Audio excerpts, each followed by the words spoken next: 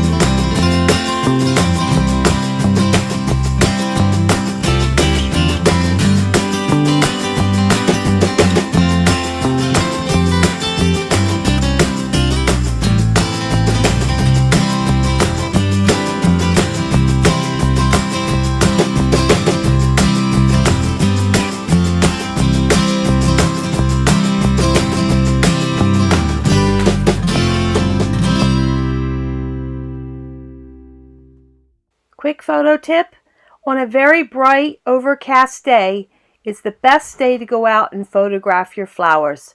You'll get a nice even light and lots of detail.